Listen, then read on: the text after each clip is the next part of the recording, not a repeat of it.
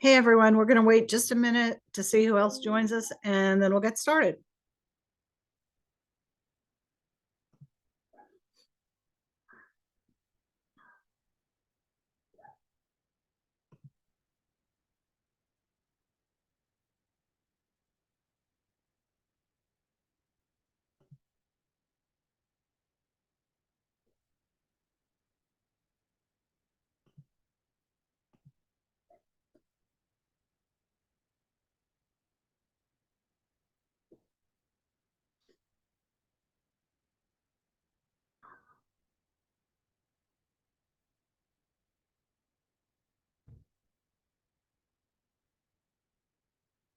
Okay.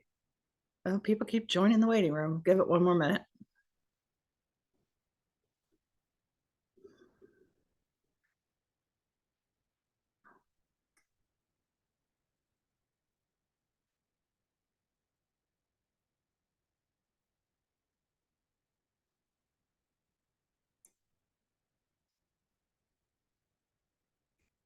Okay, we'll go ahead and get started. Welcome everyone. Thank you for coming. I know it's 8 o'clock at night. It's, as I say, it's almost my bedtime. Some of you guys probably just came off the field. Hopefully, some of you got to attend the sessions tonight. And we're just going to spend 30 to 45 minutes going through some slides here. We'll have plenty of time for questions and answers at the end. If you could just hold your questions to the end. If you've got, an urgent question or something you want to share in the chat, Ashley is online and she's, can answer any, I guess, questions that you might have just about your team specifically. But again, if you have something that would be worthwhile for the whole group, please hold those questions to the end, because your question might be a question someone else also has. So we're just going to talk a little bit about Loudon Soccer, who your contacts are, some of our policies, how you're going to communicate with your team, and a little change to program formats that we've had for both Challenge 1 and Challenge 2 going into the spring. We've all been on Zoom for like 4 years now, so I think everybody's got the etiquette down, but just remember to keep your mic muted unless you're asking a question. And this is being recorded and it will be posted online in case I talk too fast or Darren talks too fast and you want to go back and hear something that you missed. Okay, so this slide gives you a sample of kind of our program as a whole, all the way from pre-K, preschool, pre-K up through high school. We do offer something for everyone. And I will tell you, our challenge program has gotten so popular that, I mean, this is the biggest number of participants we've had in the Zoom call. I think we have over 1,400 players participating in between our Challenge 1 and Challenge 2 program this season. So it's definitely becoming very popular, and a lot of that success is because of you guys. So thank you very much. We also, just so you guys know, in case any your own kids or the players on your team are interested, we do have year-round opportunities for kids, not just, we have our spring and fall league, but we also have supplemental programs. We have a rec technical training academy, rec goalkeeper academy. We have a speed and agility. We have the all-stars, which you do have to try out for that, but that happens. The tournament is actually Father's Day weekend. We have summer camps, winter camps. So we have all kinds of things going on. So just keep your eye on our website for those opportunities. And these supplemental programs, someone asked me last night, like, when do they close the registration? Basically, we keep it open until it fills up. So it is open right now, but they do fill up rather quickly. So if it's something your players want to do, you might want to take a look at it soon. Online coaching support. Okay, right now, a picture over here shows you what our website currently looks like.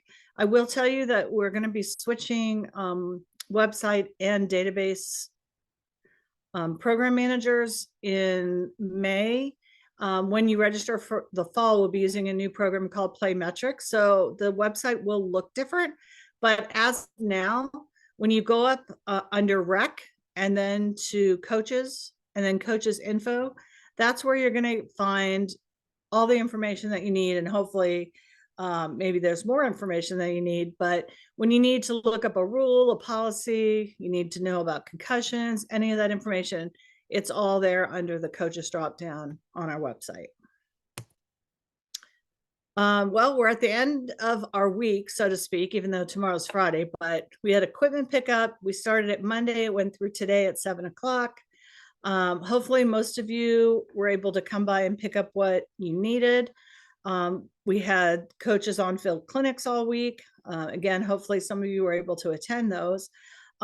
If you were unable to pick up your equipment, Darren will be sending out an email in the next couple days, which will actually have a link to this presentation and our other presentations, and it will also have information about when you can come by and pick up your equipment next week, because some of us will be there, but there might be days when nobody's there, so we don't want you to make a wasted trip. So wait till you get that email with the information before you swing by. Okay, so we're going to talk about team rosters, officials, gear, equipment, and player awards. I always laugh at this first bullet where it says rosters may change over the course of the season, because some of your rosters have changed already. People drop, they get placed on the wrong team, they forget to request someone. You guys know, I've emailed with several of you over the last couple of weeks. So at least you had an earlier look at your roster than the rec team. So it gave us a little time to move some people around. But as of today, everything should be pretty set, unless somebody, hasn't looked at the roster and decides they want to drop. But I'm trying to think, we have some 6th grade boys on a wait list, but there's nobody else waiting. So hopefully things are pretty static at this point. But if your neighbor or your child's friend comes up to you and says, hey, I forgot to sign up for soccer, can I sign up? There's no room. Every single challenge team is completely full. If they still want to sign up for rec, we might have a spot, but it's also tight. But just let them, all you have to do is say, hey, just reach out to Loudon Soccer, and we can let them know if and where we have space.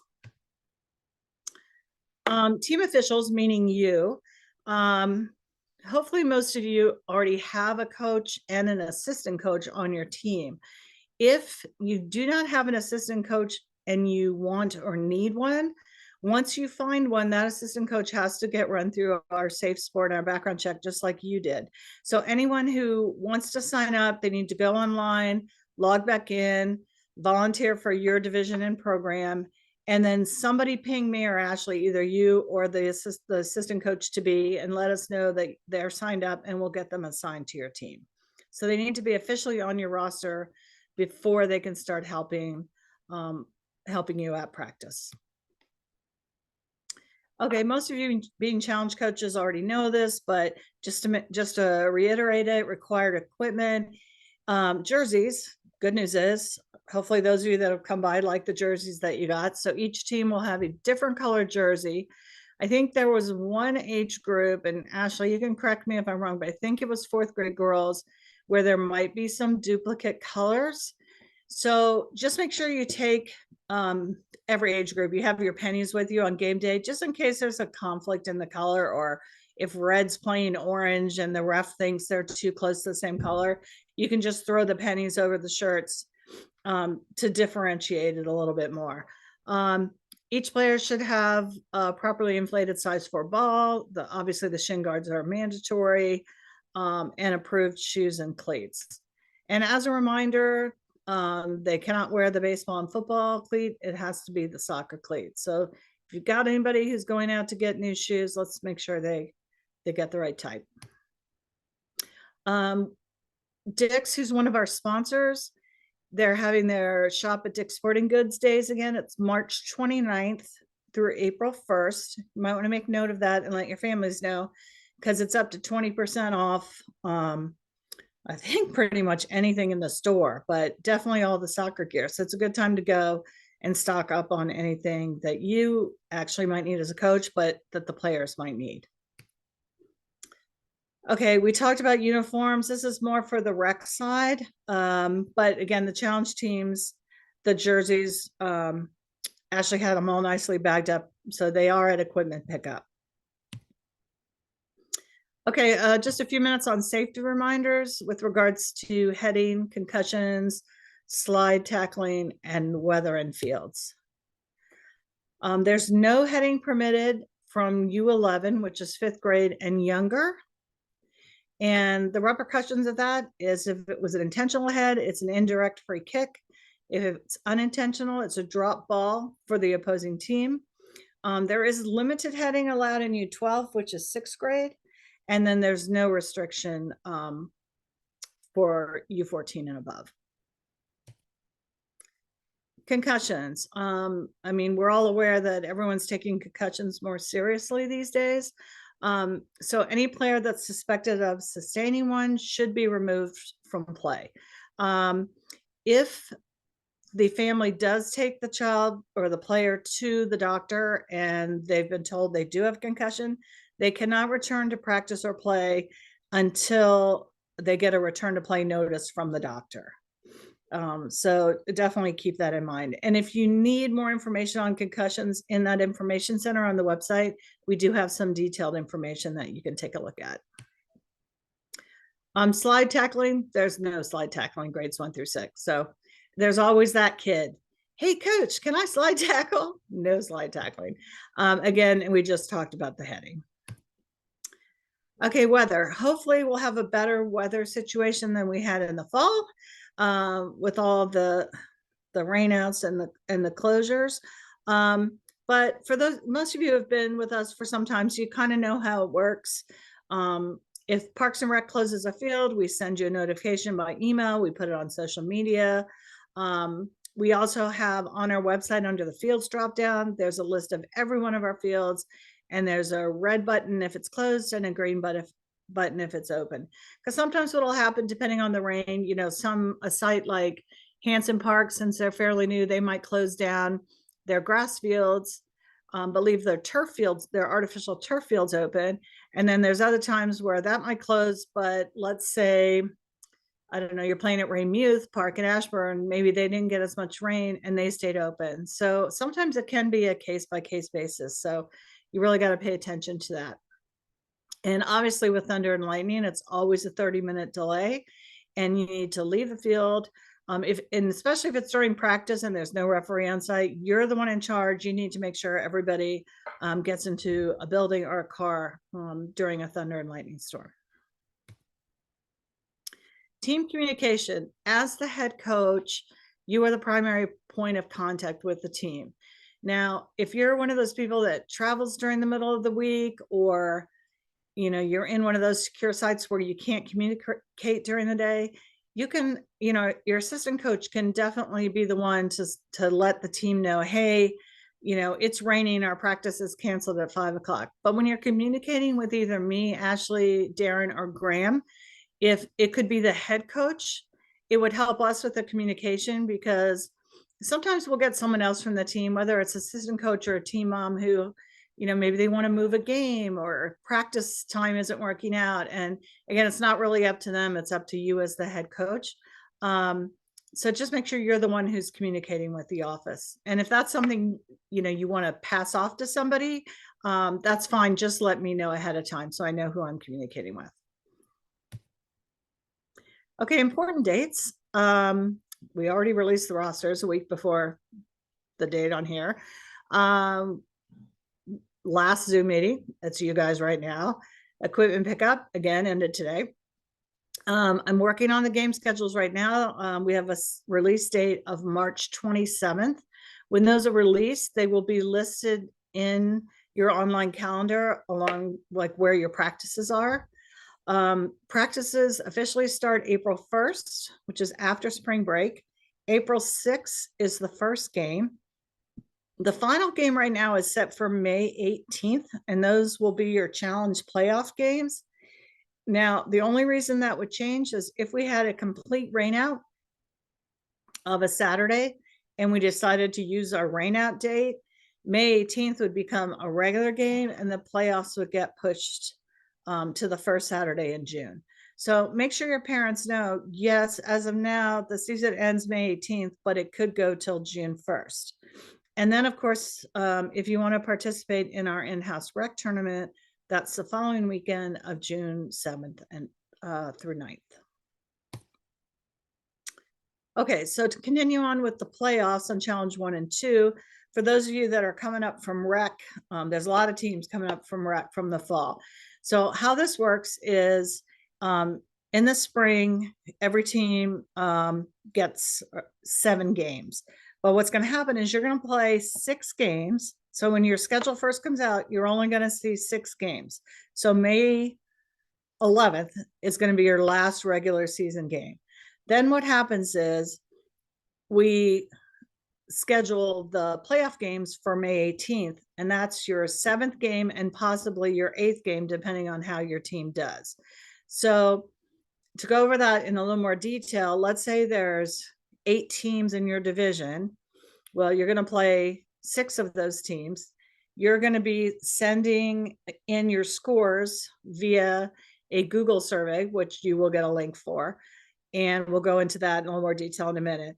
And then standings will be posted on your game page. So you'll know, hey, I'm in first place, or hey, I'm in last place. So just so you know, when that first schedule comes out, you're only going to see 6 games, but you will have a 7th and possibly 8th game. Again, the Spring Cup, for those of you that haven't participated in our end of season tournament, it's a great way to end the season. You get guaranteed 3 games. It costs, I think, like $325, and you split that amongst the players on your team. It's really fun. And so if you're having a good time and you want to continue your soccer season, it's a great way to do it. And we'll send out more information about that probably in the next month. Practices. So everyone should have a practice schedule that they can see in their online calendar. If you don't, you need to reach out to Jamie Rawson. Her email is right here at the bottom. She's the one who assigns your practice schedule. Just know when you get out there, and let's say you're on Raymuth number 1, you're going to be on half of Raymuth number 1, and somebody else is going to be on the other half of Raymuth number 1. We have so many teams, there's really not enough space for you to have an entire field by yourself. So please assume that you will be sharing that field with someone. Now, if you're practicing Friday night at 7 p.m., you'll probably have the field to yourself. But if you're Tuesday at 6 o'clock, you're definitely going to be sharing your space. So just keep that in mind. These are sessions that you're going to lead. Hopefully, if you've gone to any of the clinics that Darren has held the last few days, you've learned some things you can do at practice or in games, but we also have session plans online in that same drop down that I talked about a few minutes ago. And then always remember, just try, set your timer, end about 5 minutes early to clean up and get off the field, and allows the next group to get on and start on time. I talked about the game schedule. When it does come out, I know I've probably got maybe a dozen special requests about, my brother's getting married on May 4th, or, I shouldn't be laughing at, but it's important things. It's not, I have a birthday party to go to. And so the earlier I know that you have a conflict or something, or you want your games to be more in the morning than the afternoon, I'm totally willing to work around that. But what I can't work around is when it's Thursday or Friday, the week of the game, and all of a sudden, say 4 of your players told you they can't come, and then you email me and you say, Karen, I need to move my game. That's not going to happen. So when the schedule comes out, review it with your families, make sure everybody's on board about what your schedule is. And if you see any issues right up front, please let me know. If it's something we can take care of without changing somebody else's schedule, we will. We're pretty flexible with that. But always make sure to double check your schedule before you head over the weekend, because other things that could happen is, say on a Thursday night, someone reports to us, I'm just going to keep using Raymuth, that Raymuth has a hole in the middle of field number 3. Like somebody drove their car across it. That's actually happened before. We would take all those games and move them to another field. The system is a little glitchy about sending notifications of that kind of thing. So always make sure to double check your schedule before you head out. And the same with game reschedules. There's different ways to do it. If it's a complete rain out, I'll take care of all the reschedules. If one field gets rained out and another field doesn't, I will reach out to the teams that need to reschedule and we'll work on that.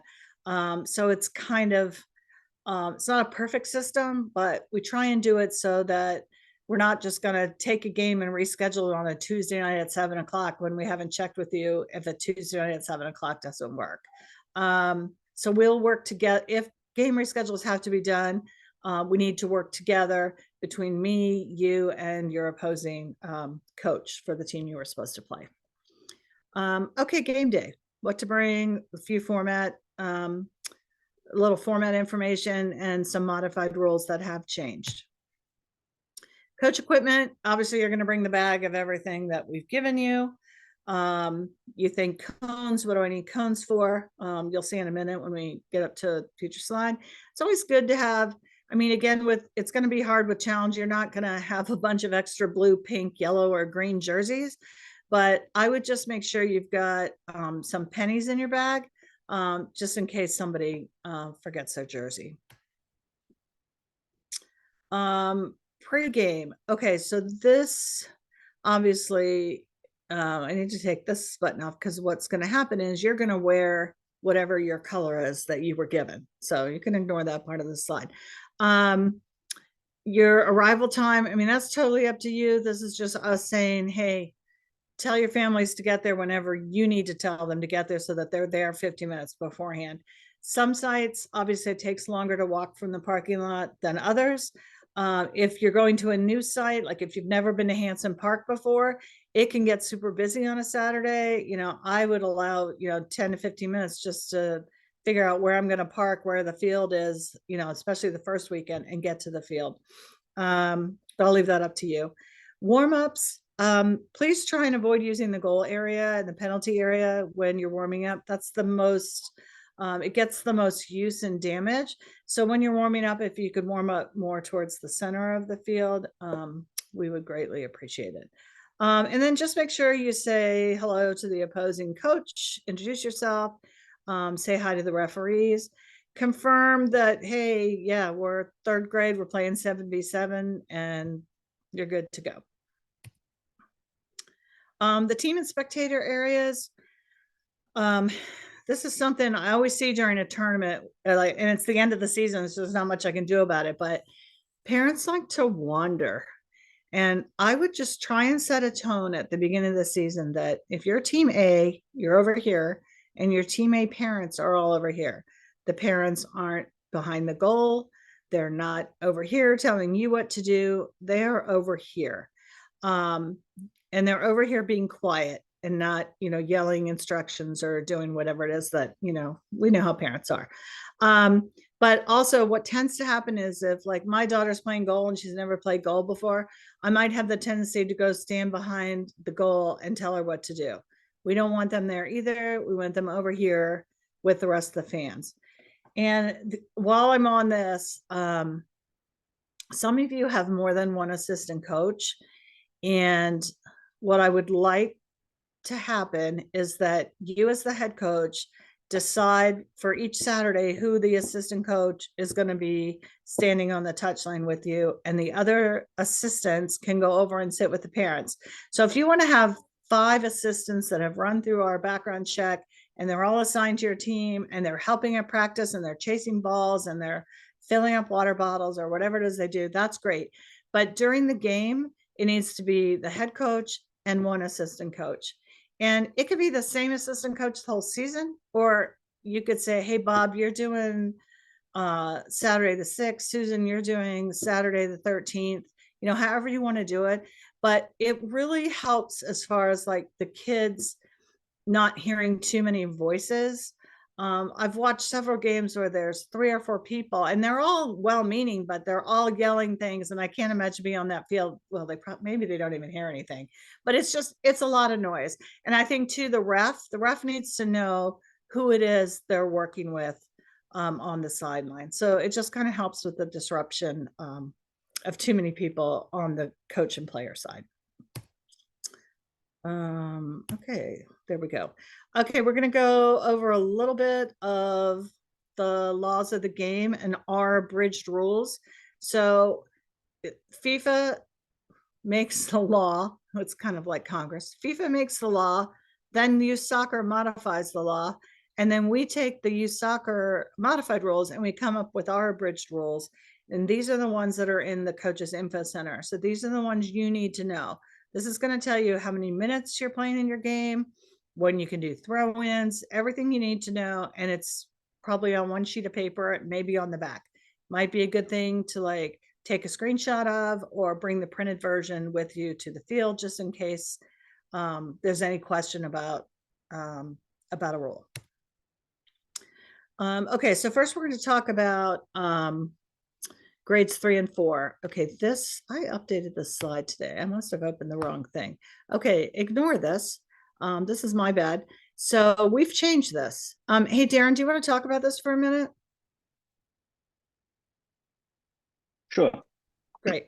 So challenge 1, 3rd and 4th grade will move to 25-minute halves. It will be like a normal game now, like you do in the tournament, end of season tournament. 25 minutes, which means substitutions don't have to take place at the 10-minute mark like it is now. You can sub at the discretion of the referee, which is usually at a stoppage in the game. So when it's a throw-in, usually when it is your throw-in, you can make a sub. If the other team is making a sub on their throw-in, the referee will allow you to sub together. They do not allow substitutions from corners and free kicks, but they will allow it from a goal kick. So 25-minute halves for 3rd and 4th grade challenge, and subbing as you would like, but still keeping in place the 50% playing time rule for players that you'll have to track during that time if they attend one training session. Thanks, Darren. And I'll get that updated. I think I opened the wrong deck, but basically, and you want to have 2 different goalkeepers. So instead of 4 goalkeepers, you only need 2, right? 1 for each half. And then if you want to play more than 2 goalkeepers, you certainly can, but they need to enter the game as a regular substitute. And as long as the referee has been told that a goalkeeper is coming in. But it should make substituting easier, and it should be easier to get the 50% in because you don't have to wait for that quarter. Oh, and I'll let Darren take the build out line. So I think most of you have coached with us before, which means you've probably seen the build out line in the fall. So just to reiterate, the build out line is to ensure that the team in possession, meaning the goalkeeper and the team playing out from the goal kick, has the opportunity to keep the ball and work on their technical and tactical skills. So the build out line, if you were at Loudon Soccer Park sometime this week, you'll notice the bright blue lines that we have running down the field. That is where the defending team should start when it is a goal kick, or the keeper has possession of the ball in his or her hands. You would need to retreat to that build-out line until the goalkeeper plays the ball, meaning drops it, puts it down at their feet, or makes some kind of pass with their hands or feet to a player. You do not have to wait until another player on the other team touches the ball. As soon as the ball is down or out of the goalkeeper's possession, the game is now live, and players can now go and win the ball back and try and score if you get that opportunity. But again, to reiterate, it is not to try and put pressure on the kids that are in possession. It is to help all the players play and give them a little bit of time to get a little bit better and work on their technical and tactical skills in that moment. It's especially at 3rd and 4th grade, it's a really tough skill to manage, which I mentioned. If you were on the field tonight with me, playing out of the back is probably the hardest thing to do with 9 and 10-year-olds, and probably some 8-year-olds in these age groups. So work together to make it easy for the players. I think it's hard for anybody to do. I was watching the men's game. The men were playing tonight. They got scored on in 30 seconds, but that didn't have anything to do with playing out of the back. But but I will say too, because you know how this gets confusing with the way goal kicks are now. You want to pressure a goalie when they're doing a goal kick, but I'm probably muddying the waters. But that's what you were saying about not pressuring them. It's allow them to move the ball out instead of pressuring them. So hopefully I didn't muddy that up.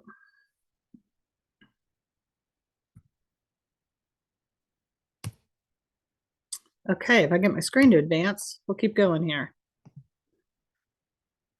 There we go. And just to follow up on what Darren was saying, offside, it's enforced from that build out line.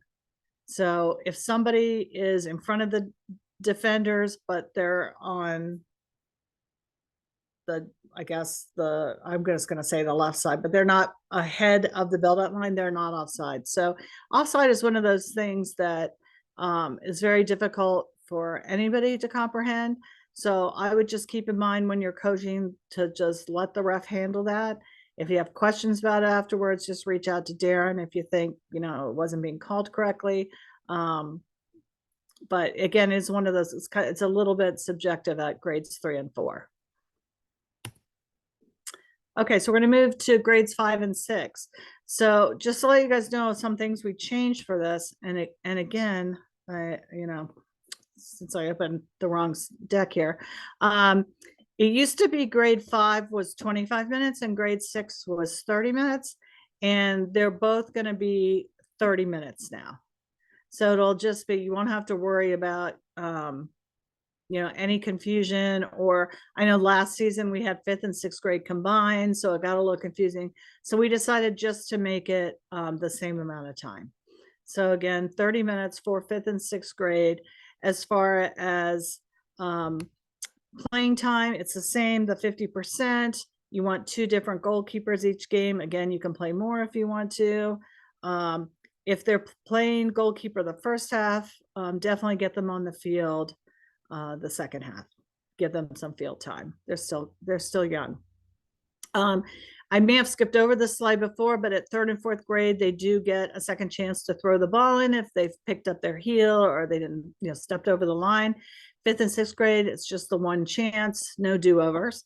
In both 3rd through 6th grade, there are penalty kicks. They could happen. There's no build out line for grades 5 and 6, so offside is enforced at the midfield.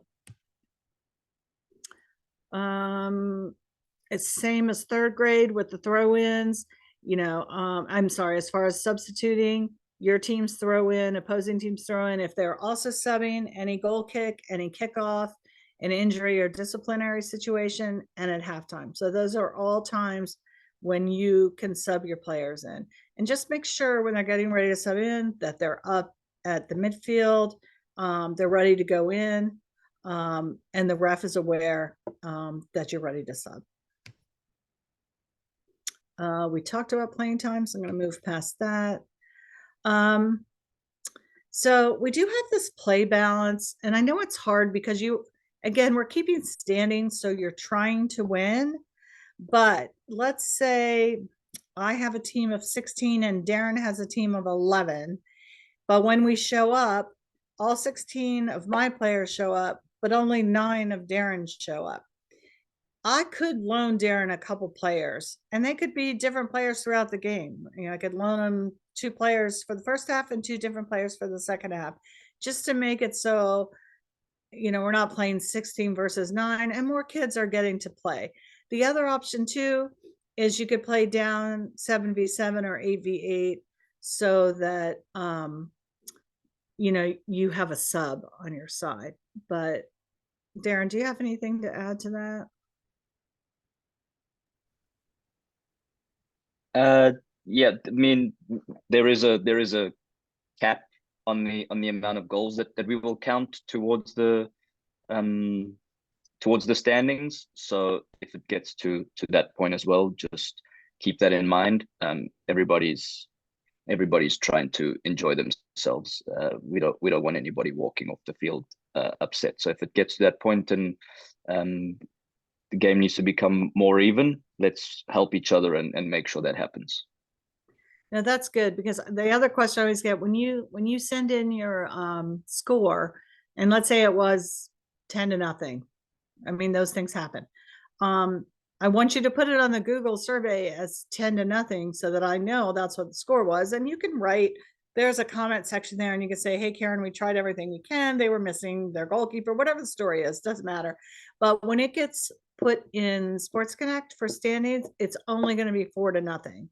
So please don't email me and say, Karen, you put the score in wrong, because it's going to truncate it. You're only getting plus points for, a max of 4 goals per game. So there's no reason to have, run up the score, as Darren was saying. Sometimes things happen, and that does just happen. Maybe there's a player in your team that's never scored before, and they finally get their goal in. That's great. But just remember how the other team is feeling at that moment when that happens.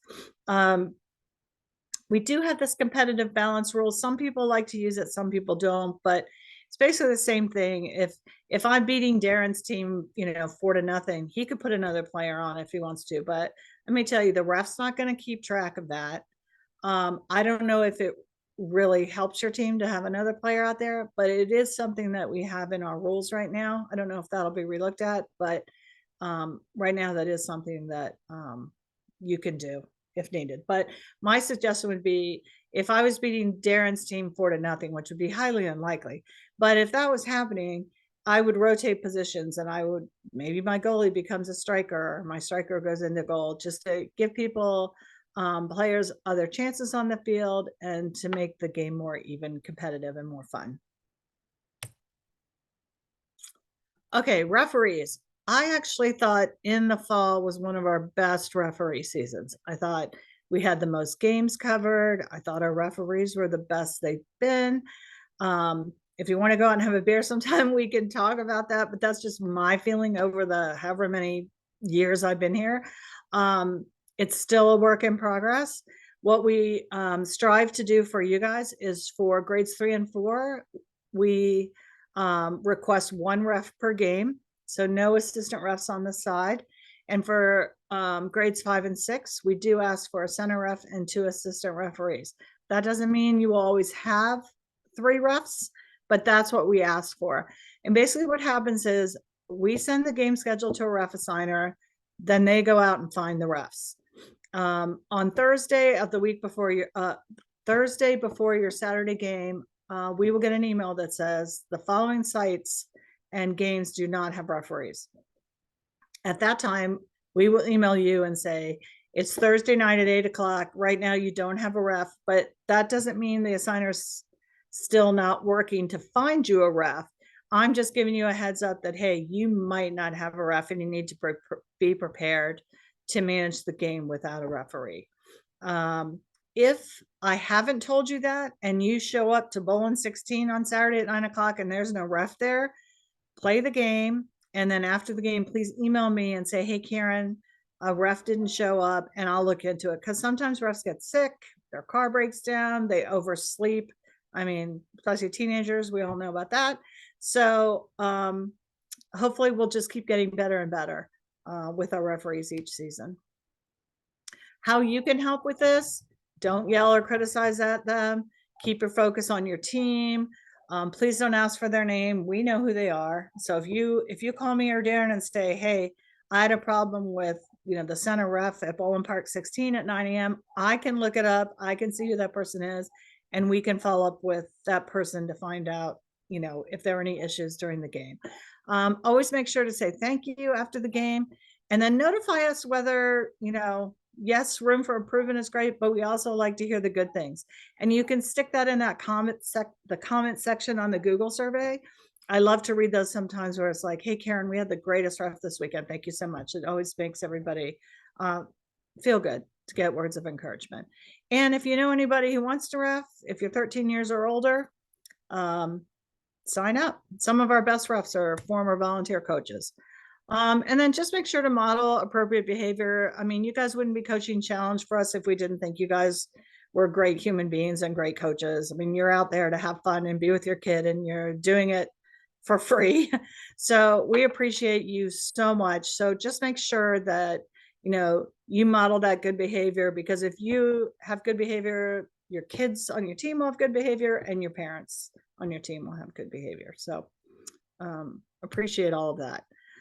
Post game, you're gonna, you can shake hands, high five, thank the refs, the players, coaches, clean the bench areas.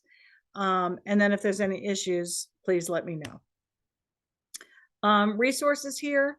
So we talked about the coaches info center. Obviously there's me, there's Darren, and in a minute Darren's going to talk about Graham. He just came on board. This is his email address. He's going to be vital to you guys this season and coming up.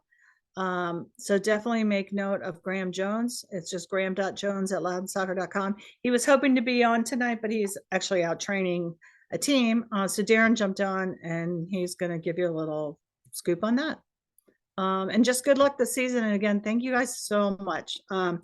Even though we had those 1,400 kids register, we just had coaches. I didn't have to, send an email out, hey, we don't have any coaches. So it's a testament to you guys and, how much you love the sport. So thank you very much. And I'm going to turn it over to Darren just to talk about Graham for a minute, and then we can take questions.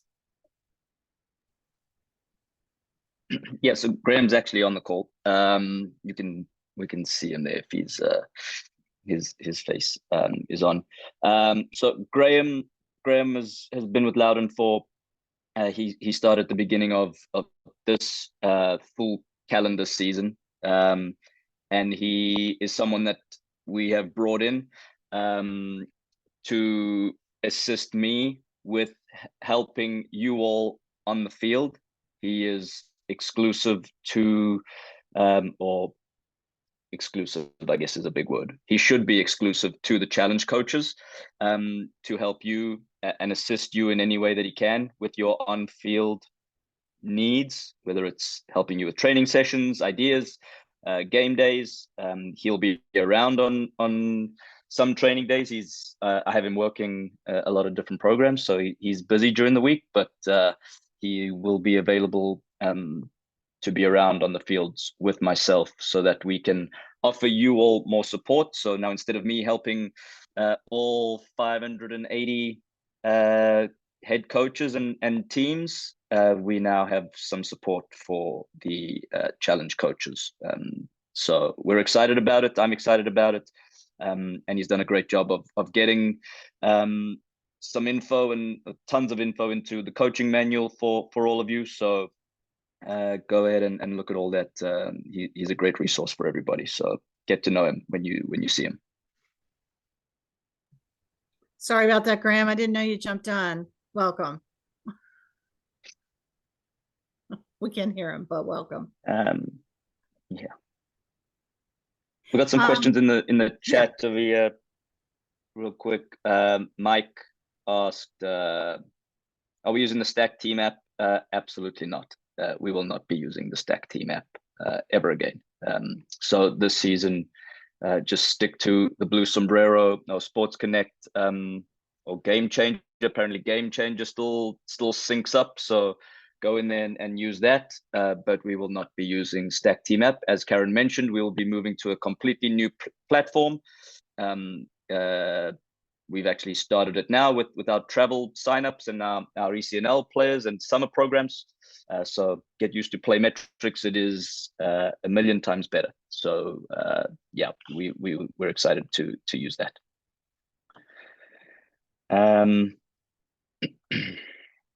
Same with the app. I see Pratik, you have your hand up. You got a question? Yeah, two quick questions. One, I missed picking up the equipment. I know Karen mentioned that you'll send out an email with available times for next week. Is tomorrow still an option, or I gotta wait for those times for next week? Not tomorrow. Our staff Okay. needs a break tomorrow. Okay, got it. Second question, May 18th was a reserved rain day. Again, in the, as Karen mentioned, I just want to know, just in case the dates move, would the long weekend have games? I know in the past we've had it, and it was really tough getting players, during the Memorial Day weekend. the rain out date is June 1st. We don't play on Memorial Day. May 18th is actually the playoff date. Okay. Yeah, I think we did put games one time on Memorial Day weekend, and you're right. Particularly, it's very difficult. Most people are gone, so we won't put games that weekend. Thank you. Yeah, I think that was an outlier. I think we had to cancel 4 game days that season. So hopefully that doesn't have to happen again. Jared? Yeah, thank you. Quick question about the jersey numbers. I know we have numbers on the colored jerseys. There were no numbers on the roster. Do we know where to find those, or am I just not looking in the right place? You pick a happy face and give them a jersey that you think fits. Oh, apologies. I misunderstood the guidance that I thought they had them assigned. Thank you. Yeah. Tom? Yeah. Hey, Darren. So just a quick question. I'm kind of new to the 25-minute thing this year for the Challenge League.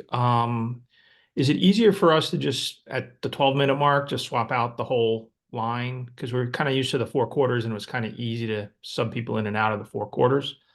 In the rec league, I'm unfamiliar with the 25 minutes and how I would manage that. Yep, that's exactly how I do it with my travel team. So just more or less when you get to about 11 minutes into the game, start to prep the subs and then get them on the field at the next stoppage, and it'll kind of all work out to round about the right amount of time. Great. And just to comment on that jersey question as well, they're all different sizes. So I think what I'm going to do is I'll just line everybody up in size order and then hand out the smaller ones and go up to the larger ones just in size order because they are different size jerseys. That's it for me. Thanks, Darren. That's perfect. Thanks, Tom. Yep. Yeah, the jerseys, because of the timing and of the registration ending, and when we needed to place our orders, we took the average amount. So if you were, I think, a team of 12, you got 25% of a certain size based on registration questions, and 50% of another size, and so on. So that's how we worked it out. Ashish? Yeah, I'd thrown this in the chat too, but just had a kind of protocol question. Last season during the tournament, we had a parent on the other team that was kind of blowing a blowhorn the entire game when we couldn't really stop it, and the ref felt he couldn't stop it. Just, what is the protocol in that type of situation that we should follow? Yeah, don't think there is any protocol. They're a spectator, and they're maybe enjoying the game. I'm not sure. We don't have any protocols on blowhorns. Okay. Well, I mean, just to specify, what I'm saying is he was standing on the corner on our girl's side and blowing the blowhorn every time the girls on our side touched the ball. So that's all kosher. I guess I would suggest asking the opposition coach to tell that parent to maybe stop. I'm not sure. Don't think I've ever encountered that, so I'm not sure how I would react. Yeah, we don't really have what are those horns called? There's a name for them. Air horns. No, it's like a soccer term for them, but Vuvuzela. yeah, I can never say the word. Google something, but we don't really have a policy on it right now. So, or like when people bring the cowbell things, people are people, but I agree with Darren. Just talk to the opposing coach and see if they'll chill out. Okay, cool. Thanks. Gabe? Yeah, hey there, and I put my question in chat. If I have duplicate number jerseys, is that okay? Sorry, say that again. If I have duplicate numbered jerseys, like I have 2 number 6s, is that okay? Like, is the ref going to make us think about it, or it's okay? Yeah, that's okay. No problem. Okay, thanks. Hopefully no one's getting red carded on your team game. Thank you.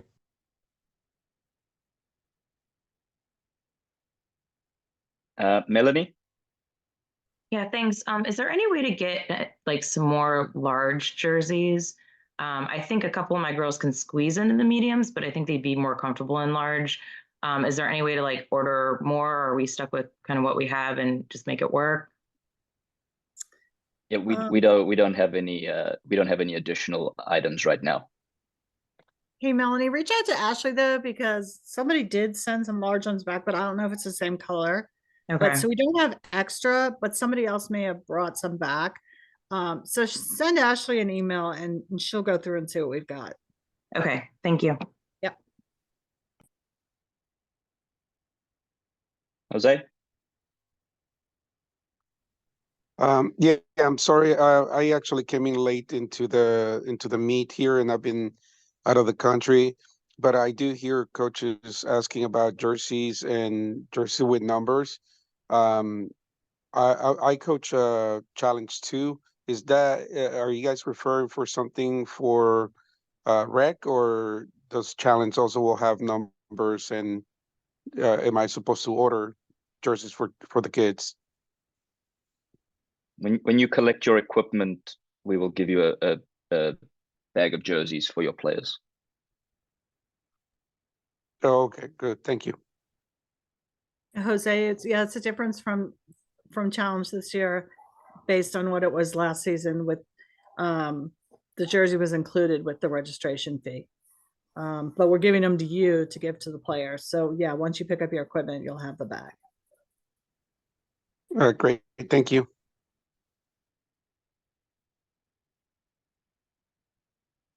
I see there's a couple comments in here about the 25 minutes change or the quarters. I think you guys are overthinking how difficult it is to just make a substitution with a 9-year-old after 12 and a half minutes. And I'm sorry if that's a little blunt, but we're using kids here. We're in a kids environment. If somebody thinks that they need to give a player more time than they deserve, you as a coach on the opposition side, you also don't know if the player that's sat on the bench for maybe more than 50% of the game, maybe they didn't show up to practice that week.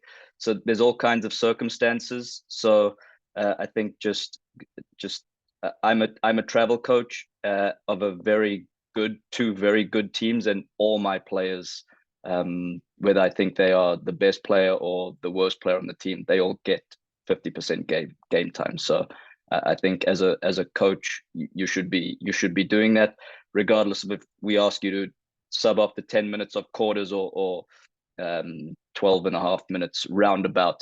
We're just using that because it's the exact equal. No, not every week you are going to get equal game time for every player, just because of how the stoppages will work. Sometimes it'll be at 13 and a half minutes. Sometimes it'll be at 11. It'll all work out over the course of the season. So just work together here to make it easy. It's also something that a lot of challenge coaches have asked us to change. So it's something that we think is important to change, especially with the new format of the programming.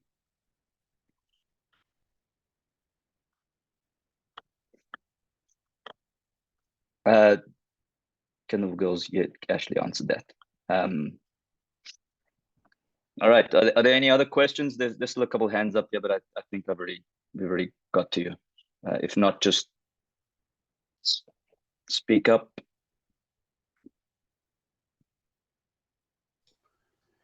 During the off season, one of the head coaches provided me a link to a video, Darren, that you had put together and posted on the site. This has to do with the All Stars. In that video, you mentioned that there would be representatives going to our Challenge 2 games to potentially look at some players during these games for the All-Star teams. Is that still the case? If so, will we know about it, or will it be announced? No, it won't be announced. There's 110 challenge teams. We won't announce where we will be, but as you'll see when the schedules come out, the age groups and gender of the challenge program teams will all be playing at the same location. So if you see someone with a Loudon shirt on, and assume that they are coming to watch your players. Great. Thank you, sir.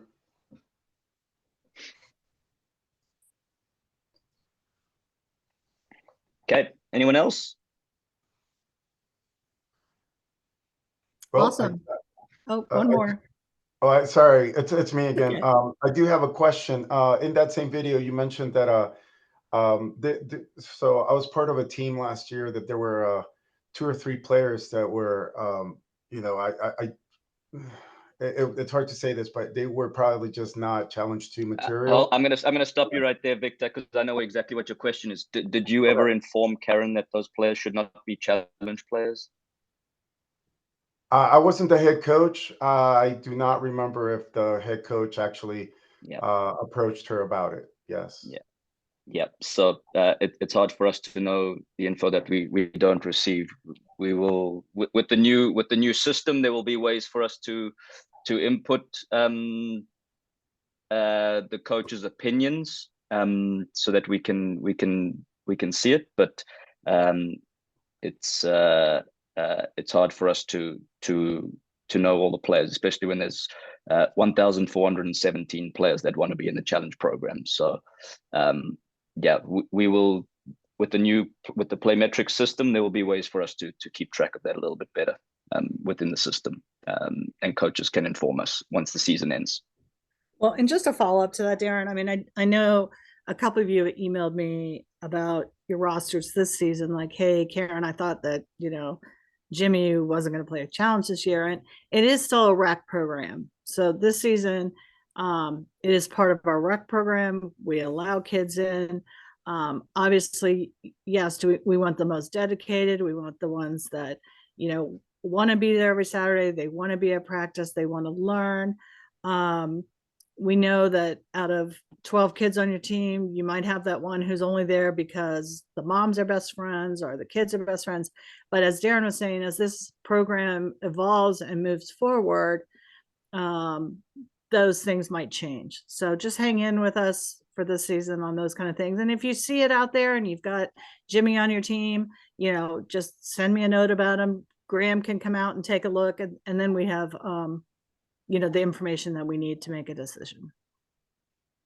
Yeah, I think the most important things right now are we didn't anticipate getting 1,417 players, not even close to that number. This is actually the largest number of challenge players that we have ever received into the club. So that is we didn't expect that, which is why also we don't have more jerseys, because we were scrambling for the last couple of weeks to make sure that we got everybody a jersey, and second, we didn't expect to get 108 coaches signed up to fulfill all 1,417 players. So you may have a player right now who you maybe think doesn't belong, which I know that we spoke about, and I am all for making sure that the challenge program is that bridge program between rec and challenge, rec and travel, which